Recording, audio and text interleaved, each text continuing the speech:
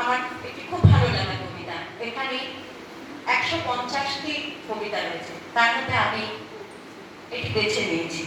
কবিতাটির নাম মাননীয় সুশীল সমাজ, কলমে ডক্টর পার্থ সারথী রায়। মাননীয় সুশীল সমাজ, সমাজের কাছে আপনাদের কৃতজ্ঞতার দাবি খুবই সঙ্গত। দামিনী আপনাদের মা নয়, মেয়ে নয়, মানুষও নয়, এমনকি দূরতম রক্তজাত নয়। তবুও আপনারা প্রতিবাদ করলেন। হ্যাঁ, তবু আপনারা সমবেত হলেন। ঝাড় দূরের রক্তচক্ষু ফেলে তীরের ফলার মতো ঝমঝম বৃষ্টি উপেক্ষা করে আপনাদের প্রতিবাদে ধর্ষক ধিক্কৃত হলো। পূবে, পশ্চিমে, উত্তরে, দক্ষিণে আপনারা পাশবিক অত্যাচারে বলে শান্তি প্রদীপ জ্বালালেন। পায়ে পায়ে পথ হাঁটলেন গ্রামে গঞ্জে, সকলের রাজপথে। কেউ কেউ যেন ঘাম মুছলেন সাদা রুমালে সুদৃশ্য কোনায়। বাঁচার বড় স্বাদ ছিল আমার। এখন ভাবি, ভাগ্যিস বাঁচিনি। কেন ভাবি জানেন? বাঁচলে আমাকে যে প্রমাণ করতে হতো ধর্ষক। রাষ্ট্রযন্ত্রে বসা পুলিশ আঁকি পাখি করে চিরুনি তল্লাশি করতো আমার গোপন অঙ্গের সমস্ত সন্ধিস্থল। রাজনৈতিক মাতব্বরেরা কান দিয়ে বলতো, ছোট্ট ঘটনা, মেয়েটা স্বভাব চরিত্র ভালো ছিল।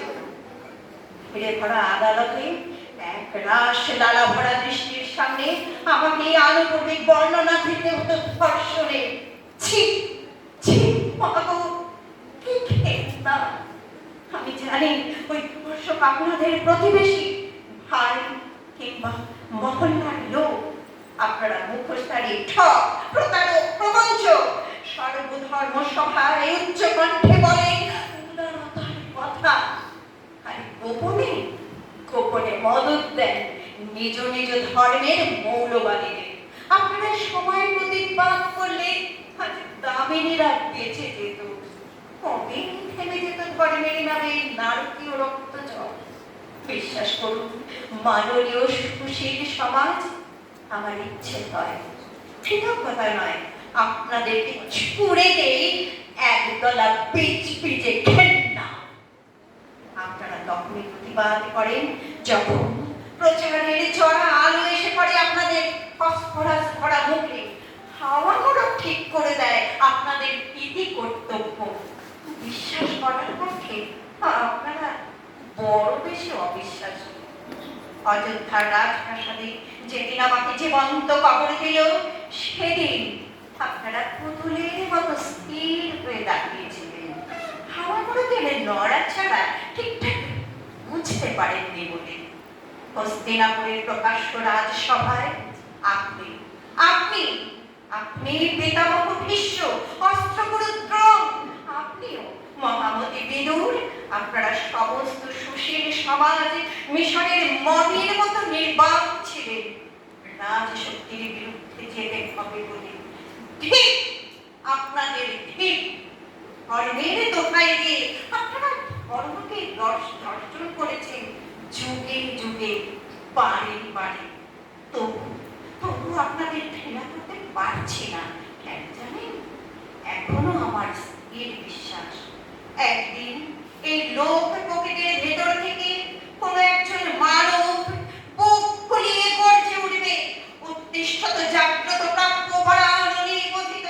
একদিন এই বেটে লোকেদের ভিড় ছেড়ে কোন এক লৌহ মানব গ্রীবা উঁচু করে বলবে, রক্ত দাও, স্বাধীনতা দেব। সেদিন মৃতপ্রায় সমাজের বুক চিরে ঝলকে ঝলকে উঠলে উঠবে ঘুমন্ত আগ্নেয়গিরির দুরন্ত লাভাস্রোত। লেহানো অনুৎপাতে দাও দাও করে জ্বলে উঠবে পচা গলা অপসংস্কৃতির ঘৃণ্য ভগ্ন স্তূপ। আমি ছুটান বর্ষার দিন সুতীক্ষ্ণ বর্ষা ফলকে ছিন্ন ভিন্ন হয়ে যাবে অষ্টুন্দরে বৃত্তাসুরের চিরদে, দিকে দিগন্তে বিঘোষিত হবে সত্য ও সুন্দরের অমৃতময় বাণী। তারপর আবার সেই ছুটন্ত ঘোর সবার জ্বলন্ত প্রদীপ হাতে এগিয়ে আসবে তালে তালে। তাকে মঙ্গলের শঙ্খ দিয়ে বরণ করে বলব, এসো পুত্র, পিতা আমার, এসো প্রিয় আমার, মাতা ভগিনীগণ, তোমার আগমনে দিকে দিকে ধরণীর বুকে বেজে উঠুক অভয় পঞ্চজন্য। তোমার দীপ্ত প্রদীপে বিদরিত হোক যুগ যুগান্তের পঞ্জীভূত অন্ধকার। দেখ, দেখো, যেন আর একটাও দামিনী না মরে, একটাও না, একটাও না।